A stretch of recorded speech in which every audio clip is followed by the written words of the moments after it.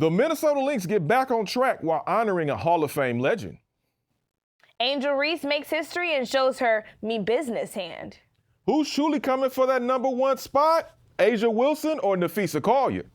The gloves come off as Caitlin Clark and the Fever show no mercy against their competition. Now keep it locked because the Hardwood 94 starts now.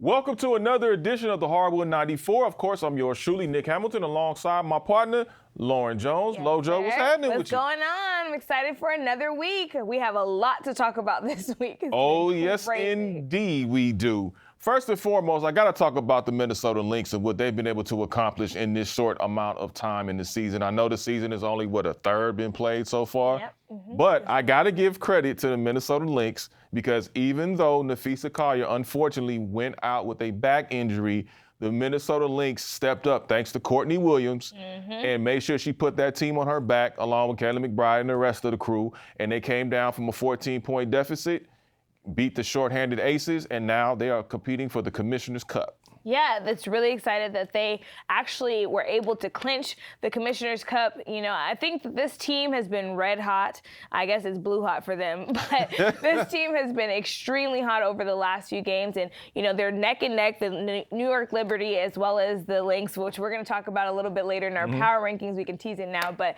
I'm really excited to see. I mean, obviously, injuries are unfortunate, and it's been happening a lot throughout this season. We've seen some of the stars go down, especially, you know, just so early on.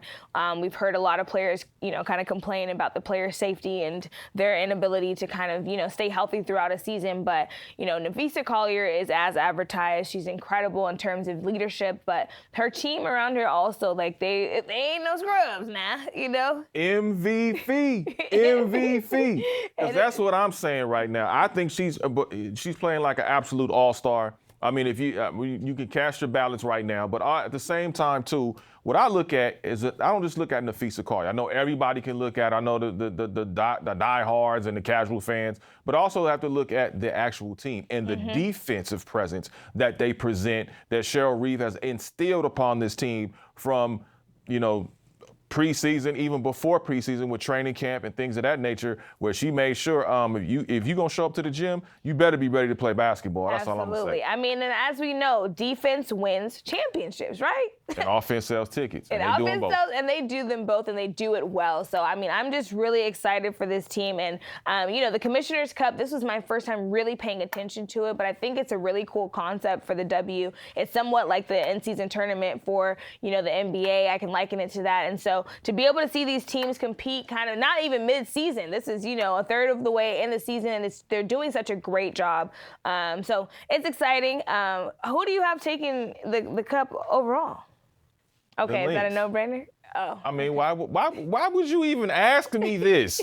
It's no doubt the Lynx. I mean, listen, the Commissioner's Cup is one thing, but they're never satisfied. And that's the one thing about Cheryl Reeve is that she's like, hey, if we don't put a banner up by the end of this season, what is this season really about?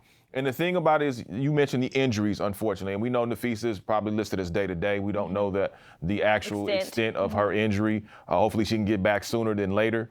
But that's another thing I want to talk to you about, too, because we've seen an extended amount of injuries over the course of this show. I mean, it's only been, like I said, a third of the season already. Yes. And the thing about it is, when I look at, is it too much? Is it too less of an off season? Did they participate in Unrivaled too much?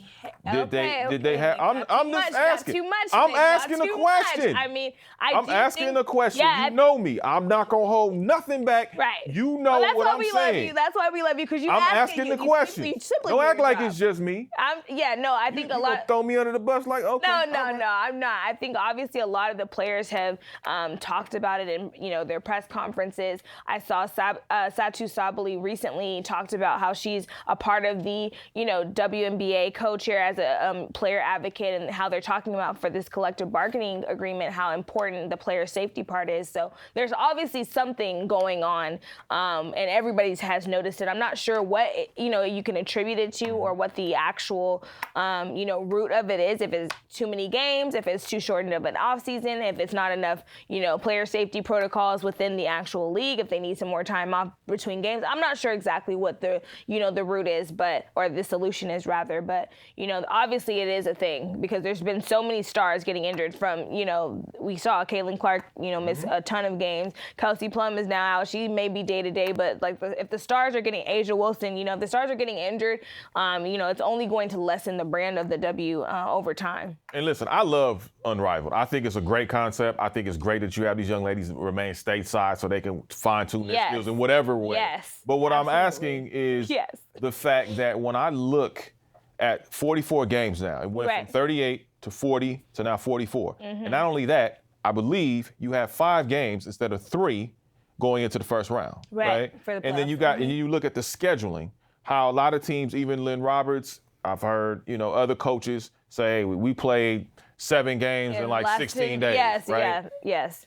My thing is, then do you need to expand the season? What I mean by that is, do what Adam Silver did. No more 4 games in 5 nights. What he decided to do is say, okay, we're going to spread this out a little bit more. Now, it may make the season start a week or so early, or it may extend the season into a week or 2 later. Yeah, that's the whole conversation that I really want to get into at a certain point, because it's something I've been thinking about a lot. I'm like, because of the overlap. Hey, I'm not trying to take anybody. Go ahead. Not at all. No credentials at all. Don't be scared. I'm just saying that I really see that, with the timing, is like the start of the WNBA season is, is overlapping with the start of, the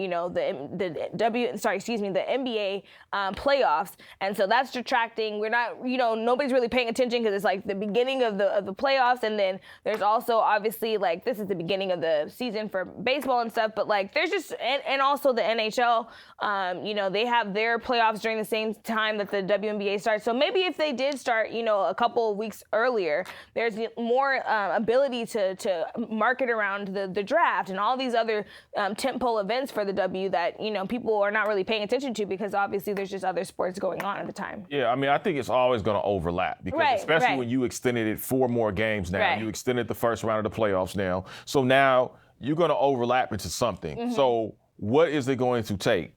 You're not going to go backwards. This league is going to make too much money to go backwards. Oh, if anything, no, absolutely I could see them extending it to maybe 48 games at some point, right? But why not start in the spring, I mean, Well, I'm just saying, there's no like you right said, though, answer. but I'm saying, because think about it, you got the NFL draft, which is big. Yes. You have the dog days of the second half of the NBA season going into the NBA playoffs and the play-in tournament. Yeah, right. The play-in tournament, exactly. Don't get me started on that.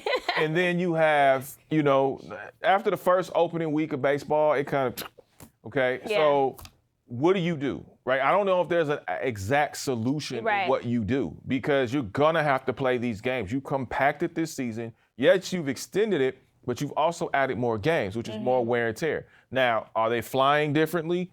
Yes. Is that a plus? Absolutely. It's a bare minimum. Right. But far be it for me to say that these women don't deserve even better conditions than what they're getting, because I'm not out there going up and down the 94 feet. I ain't out there like that. Hey, I get tired. Listen, I get tired of walking half court and coming back. Ain't no way in hell I'm walking. I get tired. So. Ain't no. We got to walk through them little hallways. They got all the construction. That's my workout for the week. So I got my 10,000 steps in. So I get in these arenas. So no. But it is something that needs to be discussed, especially in the CBA, in the upcoming CBA, along with insurance, like Angel said last week. Right? We had Angel McCautry on the show. Yes. And I agree with that too. I think there's a lot of factors that they have to do. But I think the biggest thing that we have to look forward to, and we'll talk about this later on in the season, is the fact that I think we're going to have to look at this CBA, and not only that, but the revenue split. Is that going to be a determining factor where the players say, you know what? We're not getting this or close to what we're asking for. Right. Do we walk and possibly kill the momentum that's been built the last 2 or 3 years going into the league might be worth it. Angel. It might be worth it. You have to have your stars all on one court. That's the one thing I would say. Man. Obviously, nobody wants that. I don't think from either side. Either side, the players or the front office and the commissioner. I don't think anybody actually wants that to happen. But I think for them to get what just do, and for the players to be heard and for them to get the best thing for them moving forward. You see how far that the W has moved forward. We saw Nneka Ogwumike play the Sparks this week. She was a big proponent of the last CBA and moving some certain conditions forward. So you want to continue that momentum, and you don't want to look back and say we left some things on the table. But things are, obviously there's going to be pull and take with any negotiation. So what things are they willing to live with? That's what we'll see and find out. Well, she's not only the client, she's the player president. So we'll see. We'll find out.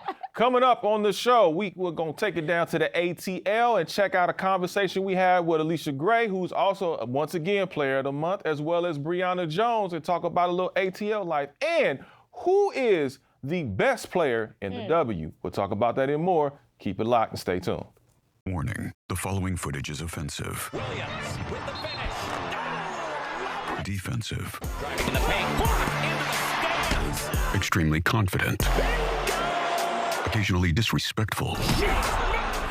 And so devastatingly good, you'll change your passwords to WNBA 2025 OMG so good, these Supers can hoop! Exclamation point, exclamation. Oh, the effort, the energy, it's all there. Viewer discretion is advised. Welcome to the W.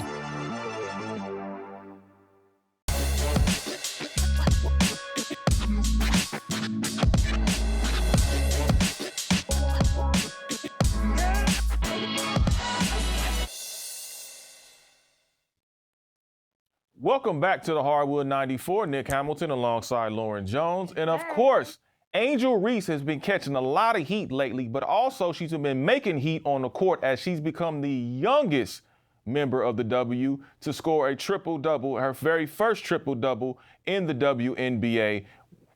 I would say first of many. Yes. Angel Reese has always been a person she ain't really duck smoke. But at the same time, Not even a little bit. can she handle it?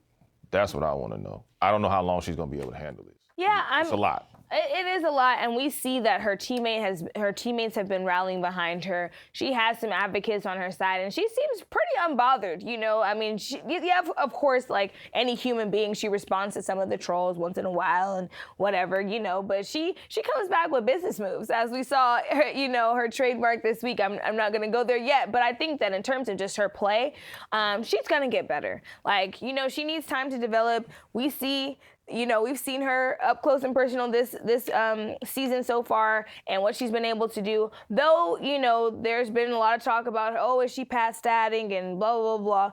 I mean, there might be some of that, but I do see her, really and unrivaled. We saw her take steps forward in her game.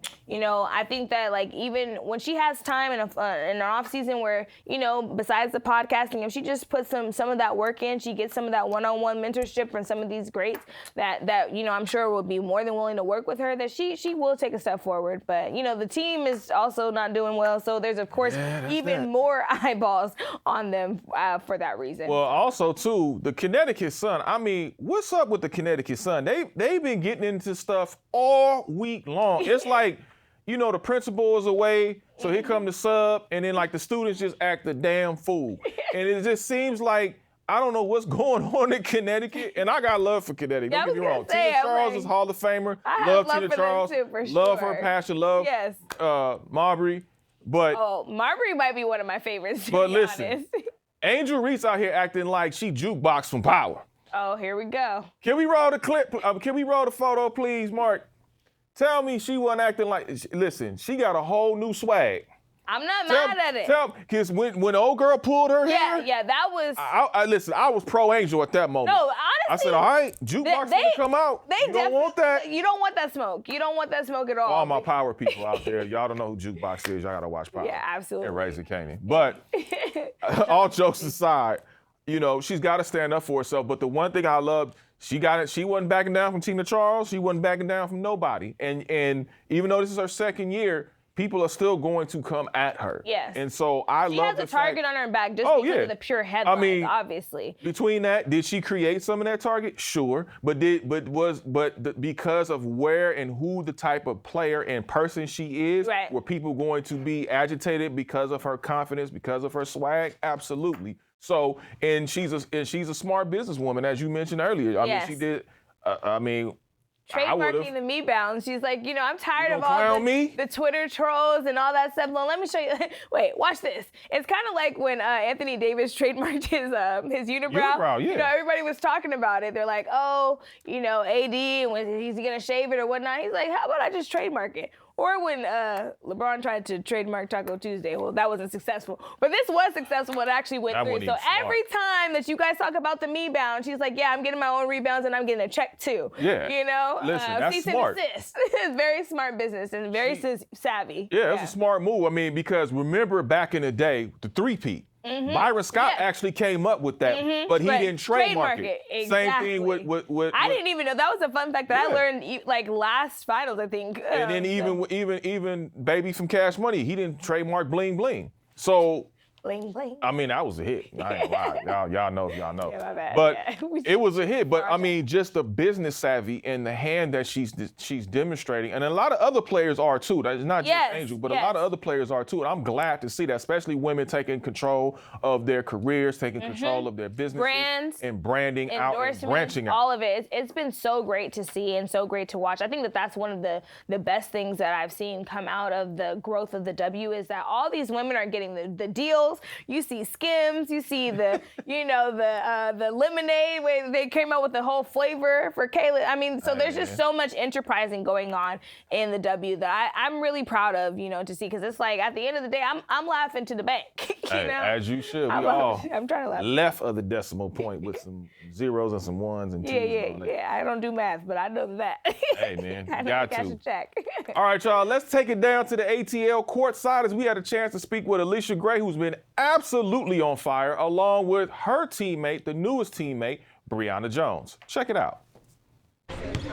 So I know, first of all, this Atlanta team has a different vibe, a different attitude. I know you mentioned about how easier it is to have somebody like Brianna Jones and BG on the squad. What has that been like for you as far as just developing chemistry with those two and making your job easier, as you mentioned? It's a lot easier. I mean, Bree and BG was a big addition to the team. I feel like that's what we're missing, just those dominant post players to take us over that hump. And I think with addition, then we're allowed to get over the hump now. What has been, you and Ryan Howard have definitely developed chemistry. You guys have seemed like you guys are 1-2 in sync. What has that been like for you, and what have you learned from her to help you elevate your game? What do you feel like she's learned from you to elevate her game? I don't know if she learned a lot from me, but I know from her just having that like killer mentality, like that dog mentality, because I know a lot of times I can be too unselfish, and like she just instills in me that like I'm a bucket and I can go score at will anytime I want to. Lastly, for me, for you, what are you listening to these days? What gets you hype? What's on the playlist right now? What's going on in the locker room? What gets you going? For me, I'm listening to 21 Savage, Drake, Rod Wave, and it's this new well, I don't know if she knew, but it's one rapper. I think her name is called Ken the Man. I think I be listening to her. Her music fire. Why those artists? They just get me hyped. Like they just got that good like upbeat music and just really get me locked in for the game. Your passing is exquisite. How do you see the court? Because from our vantage point, it looks like you see it geometrically when you are passing and your floor vision and everything like that. I'm just reading the defense. I'm trying to read where the players are, where they're making mistakes, and if I can get the ball to my shooter's hands in their pocket, that's where I want to get it. Just like how I want them to pass to me in the post and get it to where I want to get it to them where they want it. Alyssa Gray mentioned earlier about how you and BG make her job easier, along with Ryan Howard as well. How does that feel when you hear somebody like that, especially coming to a new squad and you guys still continue to gel and develop that chemistry? Yeah, no, that's part of the reason why I wanted to come here. I mean, they, Ryan and Alicia and, our guards are great shooters, so they also make my job easier. They, at least you have to pick, what are you going to take away? You want to take away the post, you want to take away the outside. So I think just having that chemistry and working together and knowing that if we get it inside, we can kick it out for the open shot, or if, they're doubling in, we kick it out I think that's just going to make us even harder to guard. Going from playing with DeWanna Bonner and Alyssa Thomas last year to now you're playing with Elisa Gray, and Ryan Howard and BG, how has that helped your game elevate to the next level? Oh yeah, no, I think playing with the vets I've had in Connecticut has raised my IQ tremendously. Playing with such great players who think the game, who've been around the game for so long, DB's won championships, just being able to pick their brains for so many years has made me the player who I am today. So I'm grateful, and I want to be able to pass that on to, the players here and the next, our rookies coming up. Now, you've been in the ATL for a minute, so what are some good food spots? Have you got a chance to check out the city? Been there that long. It's been like 3-4 weeks now, and I've been on the road half the time, so I haven't found anything yet. But, when we have an off day, I'm out. Anybody give you any suggestions? I haven't had any suggestions yet. But I got a few for you. We'll talk off camera. Yeah, we'll talk off camera. Give me a top 5 players that you pretty much emulated growing up and probably took some of what they had in their arsenal to try to put it in yours to be that elite player. I don't know the top 5, but 3 I got off the top of my head is Sylvia Fowles for sure, Tim Duncan, just his efficiency and around the rim and his footwork, and then I don't know what's the third one, but those 2 for sure. Why those 2 specifically? When you talk about Tim Duncan and Sylvia Fowles, Tim Duncan is Mr. Fundamental, but Sylvia Fowles and what she's been able to accomplish as a big. Why those 2 in particular? What did you take? If you could take one thing from both of those, what would they be? Yeah, Sylvia, just the way she's able to seal and get open anywhere and get the ball where she wants to. That's something that I've wanted to emulate. Just coming off a cross screen or whatever and getting to my spot and not letting anybody else get around me. That's something that I want to do. And guarding her, that was tough. She made it tough for me. But then Tim Duncan, his footwork and his ability to just finish around the rim. That's something I've been emulating my entire life. I think just being able to use my footwork, use my strength to get where I want to go. All right, the one and only Breonna Jones. Thank you so much. Appreciate your time. Thank you. All right. She named some greats. Sylvia Fowles. Yes, she did. Tim Duncan, Mr. Fundamental. Mr. Fundamental. Hey, you can't go wrong with that. Timmy? That's yeah. And Sylvia Timmy. Fowles. Yes. All right, y'all. Coming up, is it time to hit the panic button in Sin City? And also, Caitlin Clark, she's back, but is she global?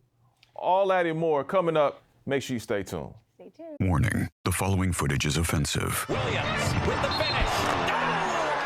defensive, Driving in the paint. Clark into the stands. extremely confident, occasionally disrespectful, and so devastatingly good, you'll change your passwords to WNBA 2025 OMG so good, these supers can hoop, exclamation point, exclamation. Oh, the effort, the energy, it's all there. Viewer discretion is advised. Welcome to the W.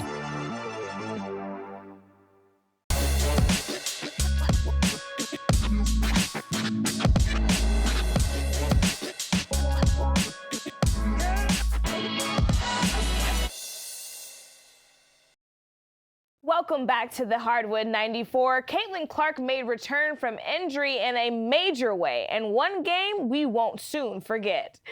Clark knocked down 7 threes, shooting 50% from three-point. It was incredible. I watched it in real time. Land against the Liberty, but the real story is the melee that broke out between the Fever and the Sun. Things got real chippy. Let's go ahead and check it out. Roll the Going coast to coast. And here we got another breakers here as J.C. Sheldon goes right after Sophie Cunningham. It was a hard foul, no question. I'm blaming this all on the officials tonight. It is totally their responsibility. That's a hard foul. That's a flagrant foul. And if they had taken care of the business earlier, we wouldn't be in this situation right now. Well, you can't eject her because you didn't eject Mabry. That's a flagrant foul. It's a hard foul. You could say it's a play on the ball, but... Hey, man, were we watching the WNBA or Monday Night Raw, Friday Night SmackDown? I just want to know, because, that looked like a Cody Rhodes, like, You know, it looked like a Cody Rhodes. I thought she was going to RKO her like she was Randy Orton. They're both from Missouri. You know, her and Randy Orton both from Missouri. Okay, well, maybe they got some I would have loved it. Kinfolk. I would have enjoyed it, personally. Yeah, I can see her doing, some WWE in the offseason or something. I don't know, because that was a crazy, one of the craziest slap things I've seen in a long time. I mean, Why did she call her home? But Caitlin Clark definitely got a little bit of, the get back a little bit. Later on, they were talking the whole game. They were jarring. Obviously that was crazy, but I love yes, it was crazy. But I love the physicality that the league has been bringing. I mean, obviously we talked about player safety earlier. That was not player safety at all. And I'm sure that there was a lot of criticism of the refs and just, how they handled the situations because,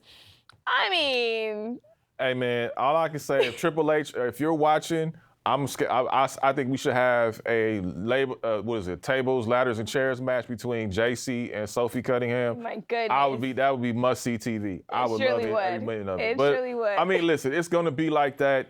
Tempers flare. But the surprising factor about all of this is the fact that nobody was suspended. I expected Sophie and JC to be suspended. Marina, not a suspension? No, maybe a fine, because obviously, she was. But you want her to be suspended, though. I didn't want her to be suspended. What I was saying is that there needs to be somebody needs to get suspended. I don't know who, but somebody needs to get suspended. You out here calling out names. I loved that Marina was out there, during the huddle when they broke them up. She was out here doing the Millie Rock. I just love her charisma. I think that she's such a great personality. So it was just funny, honestly, all around. But I was surprised that JC or Cunningham did not get suspended because that was crazy. During the show, you was being corrupt. You was calling out names. So I'm just saying, don't act like it wasn't that. Not too much, Nick. Not too much. I'm just asking, But here's the thing about Caitlin Clark. Caitlin Clark stayed focused the entire game. They tried to knock her off her square, and even though she did get poked in the eye, it didn't let her phase her, right? Because she said she came out there, she was balling, and she kept balling. That's why they blew them out the water. Yep. Take a listen to what Caitlin Clark said after the game and how she reacted. Oh, my goodness.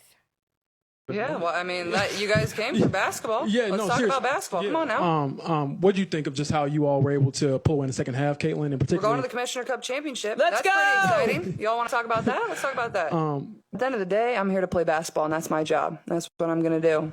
I was excited. Honestly, the review took too long for me. I wanted to get playing basketball again, and that's exactly what I did the rest of the third quarter. I made all 3 free throws, and then it was a tough 3. I was excited about a 3, and honestly, I got to give our crowd a lot of credit, too. I thought they were tremendous. They were cheering for us. They had our back. And I'm a passionate player, but at the end of the day, I'm here to play basketball. And that's what it is. And my game's going to talk. And that's all that really matters. And I love this game, and I'm going to give it everything I have. So I think that's what competitors do. You just step right back up to the challenge. I love Caitlin's gangster.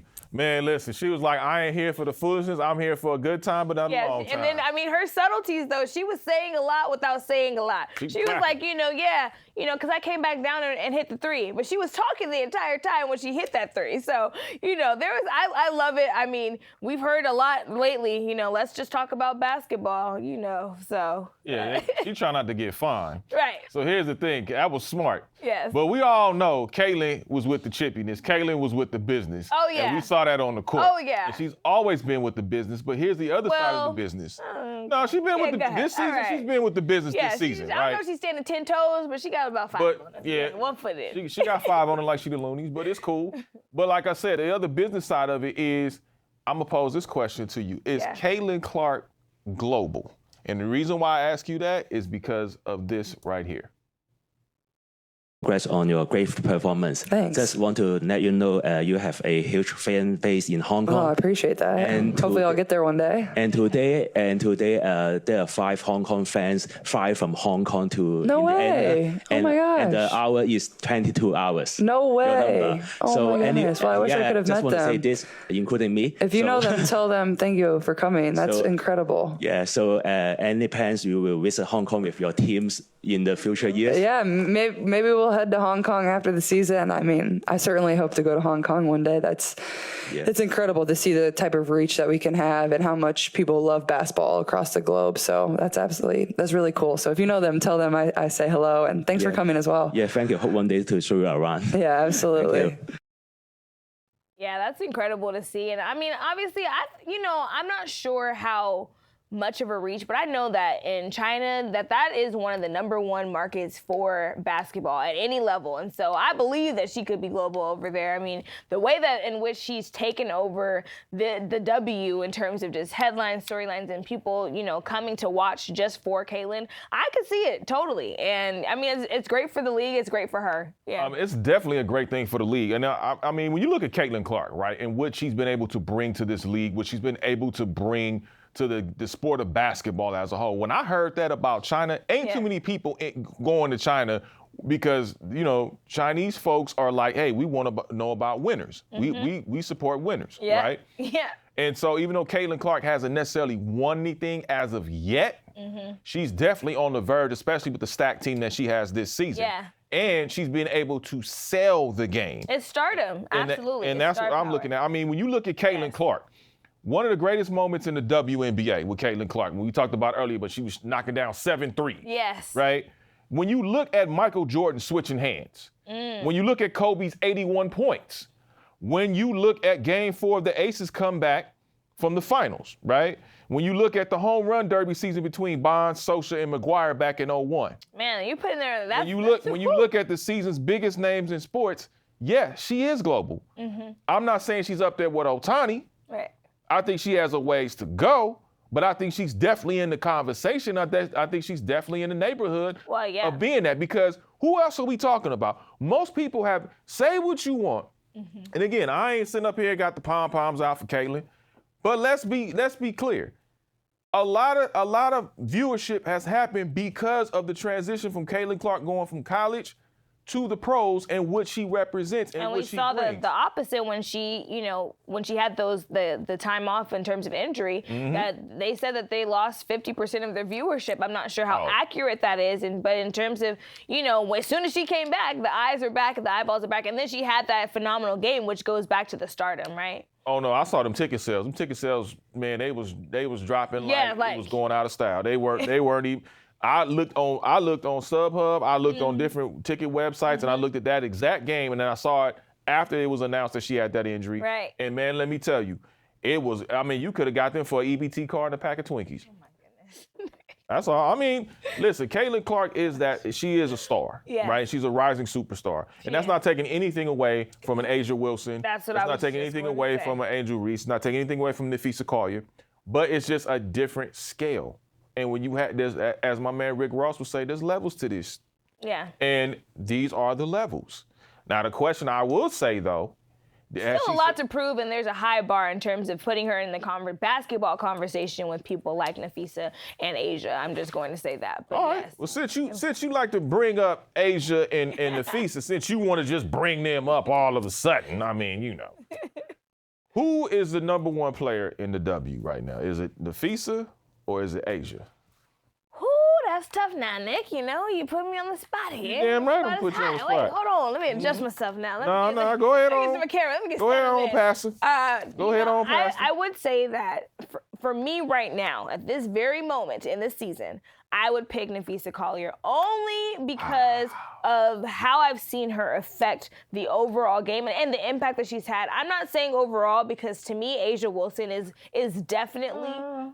Hey, not too much now. Asia Wilson is definitely like that. I have seen their team kind of regress and take a step back since they've had to kind of, adjust with the departures of a lot of their key players this past season. And we see that, the Aces are 4-2 in the last 6 games. And, winning cures all, right? So, and Nafisa in the way in which she's been able to consistently affect the game, I think this season, it's just slight. It's a 1A and 1B. I'm not giving it all the way, but I would give the slight nod to Nafisa in this current moment. Now, overall, I'm going to say Asia Wilson all day. No. Hey, I can stand on both. You're going to need some security. You can go to Vegas now. I see how it is. Because I'm going to say, first of all, how dare you disrespect my basketball chief known as Asia Wilson, the face that runs the place. Yes, I don't care if she has a concussion or not. In the regard of I care about her health, but regardless if she's on the floor or not, she still has impact. And the thing about it is when I look at overall basketball, she's what one of she the does on the floor, what the impact off the floor, when people are watching on television, they're checking her out. The reason why I say that, because you don't sell out shoes in 5 minutes if you don't have impact, ladies and gentlemen. You don't sit up there, not one, but two, and then three, and she's dropping masterpiece CDs like she would No Limit. No, I mean, she's dropping shoes damn near every week. She's definitely one of the greatest female basketball players that I've seen play live in person. I bought tickets to the Aces game last season just so I could go watch her. So I'm not. Okay. Yes, okay. multiple times.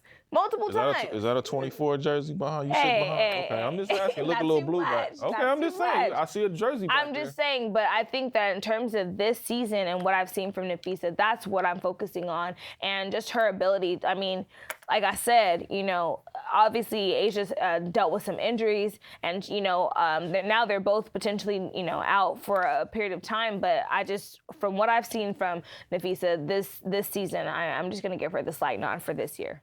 All right, well, you know what? Let's break down these power rankings because these are some of the power rankings that we have been working on. And we're going to do these each and every week, time permitting, obviously. But we definitely want to get the power rankings on, so I'm going to give you mine. Go ahead, Nick. All right, I'm going to give you mine. You gave me so much flack. No, I'm just saying, I'm going to give you mine. Let me take some notes. Please do. Okay. Please do. All right, who you got at number 10? Number 1. No, you going to start at 1 or 10. What we doing? Oh, okay, go ahead. All right, let's start at 1. All right, so let's do the Minnesota Lynx at 1. Oh, okay, so who were we just talking about? I'm just saying, it ain't just her. Oh, okay. We gonna disrespect Courtney Williams like that? I'm just curious who we just. Kyler McBride. It's a team. Okay, Coach Cheryl Reeves. I'm just saying. Yeah. Okay, go ahead. All right. Keep it going. We only got a certain amount of time. New York Liberty. Okay. The New York Liberty, and the reason why I love the New York Liberty is because when I look at the New York Liberty and how they've been able to sustain themselves, I know they took an L. But the way they've been able to, even though they're defending champs, the bullseye is definitely on their back. But they went ahead and they retooled and they rebuilt with Natasha Cloud. And I think that was a huge upgrade. And I think that was a difference maker when it comes to making sure that the New York Liberty are going to sustain themselves. I'm taking my notes now. All right, I got 3 at the Phoenix Mercury. Yep. Because I think, as you mentioned earlier, wow, Satu. You have them at 3. Yeah, because Satu, without Alyssa Thomas. Yes. Kai wasn't there. She just recently returned, thank God. She was on the road and held the team on her back. Yeah. No, we've seen her take. So Satu is the real deal. She is. I want to give Nate Tibbetts a lot of credit because he's been able to coach that team. But the scouting department has been absolutely phenomenal between the draft, the Euro players that they've been able to acquire, and be able to and putting it all together. Yes, that's the key. Shout out to the scouting department. You are the real MVP. Phoenix Mercury. Okay. Number 4 is the ATL Dream. I mean, Alicia Gray, Breonna Stewart, BG, Ryan Howard. I mean, when they're healthy. They're cold. Hey man, listen, they've been out here. They've been out here in these basketball streets balling. Boy. Number 5, I got to give props. Indiana Fever, obviously the return. Wow. Okay, we got some differences here. Yeah. Okay, Number 5, 6. My Golden State Valkyries, as I told y'all before. Watch out for the Golden State Valkyries. Coach Natalie, shout out to you. Because I love what you're doing. I hope you keep it up. I know it's going to be some growing pains, but hey, they are starting up. Season credentials for the Valkyries. I don't have to do all that, baby. I'm me. Number 7, I'm going to go with the Seattle Storm. And the reason why I'm going to go with the Storm is because I think the Storm are starting to not finally figured out, but they're starting to be really figured out and know what they need to do. They've had some and big know how to wins run as their of offense. late too. Oh, absolutely. Yeah, they've had some big wins. I mean, wasn't there ass whooping at Staples the other night? Woo, about 20, 30, I don't 31 know. points. Yeah. Correct me if I'm wrong. Okay, yeah, my math might be a little bit off. Number 8, I'm going to go with the Las Vegas Aces. Number 9, Washington Mystics. And number 10, this was a tough one, ladies and gentlemen. The LA Sparks. Whoa. Yeah. You going to have to explain 10. I got the Sparks at 10. Okay, all right. Okay. Now, this was before the injuries, mind. I was going to say, I'm like, And man. before. So you did your ranking because you know last week, and then what had happened was this week. Nah, that's what I got. I mean, because when I look. I feel you. But is it time? I mean, we talk about the Las Vegas Aces. Yes. But is it time to hit the panic button in Sin City? Man, I don't know about that. I feel like that's an overreaction. I don't know if it's time to hit the panic button. I mean, yes, we're a third, like you said, a third of the way through the season. It's just a third of the way. They still have a lot of basketball to play. Of course, they've had some bad losses as of late, but they've gone 4-2 in their, 2-4 rather in their last stretch of games, and they've lost to teams like the Sparks that are not doing so hot, or they've had a series of losses, but most of them were to good teams and to teams that are rolling now, like the Seattle Storm and like the Mercury, and so like these are top-rated teams. So I wouldn't say I'm gonna hit the panic button currently, but I will say that there is definitely they're gonna have to make some adjustments for sure. Right now, they would be in the eighth. If the playoffs started right now, they'd be in the 8th seed. They'd be in the last seed. But they would be in the playoffs. Yeah, but they'd be the 8th seed. I'm always going to give the Aces a chance if they have a chance to be in the playoffs. Here's what I look at the Aces. And I love the Aces. I love them as an organization. Yeah. I love the Fantastic Four, as I like to call them, with Chelsea, Jackie, Asia, and now Jewel, the Gold Mamba. But I also question the bench. And that's what because I don't think that is the biggest question they did enough to retool, especially losing Kelsey Plum, somebody who they had familiarity with, they had chemistry with. And that they won with. She decided, hey, I want to strike out on my own. You know what I'm saying? I want to be David Ruffin. I want to be Y'all can be the Temptations. I'm going to be the David Ruffin. But here's the correlation that I have between the Sparks, as I mentioned, you was questioning about, and then I look at the Aces. The Aces are the Temptations.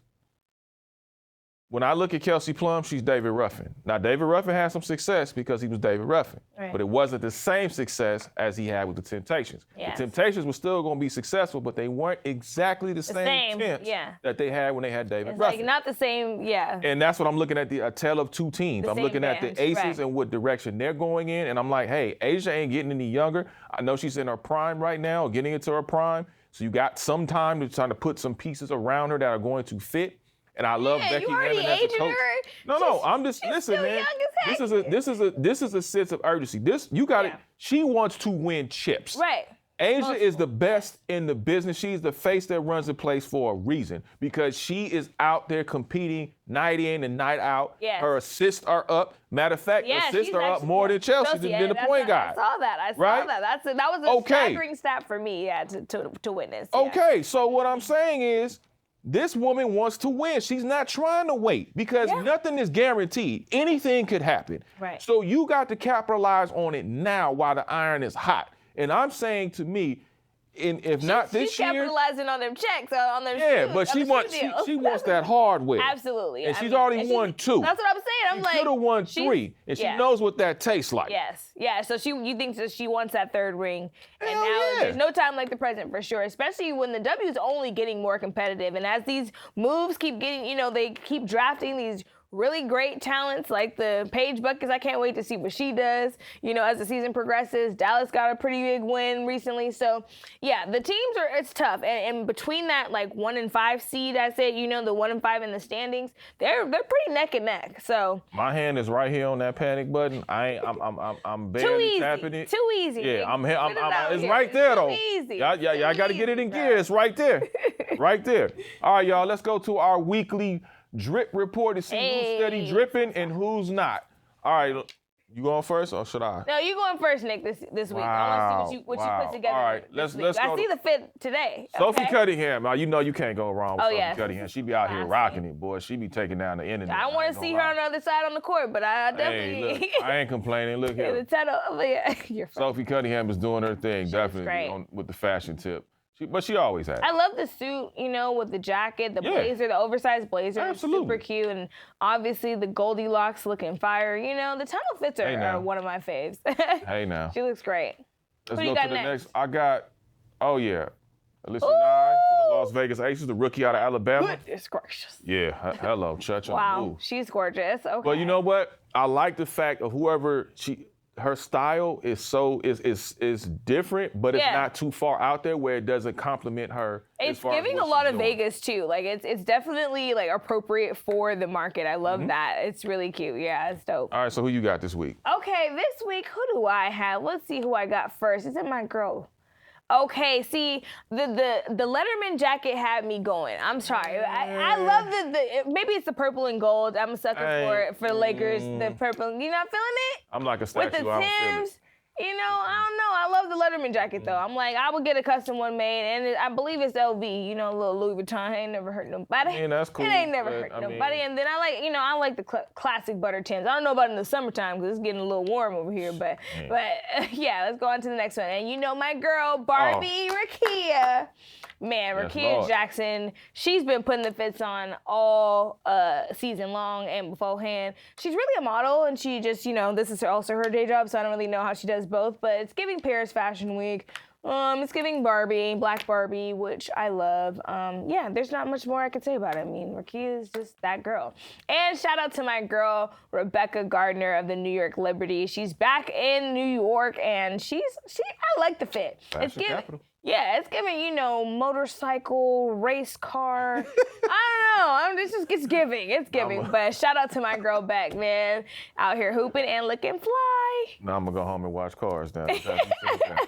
I love that. Real quick, are the New York Liberty still the team to beat?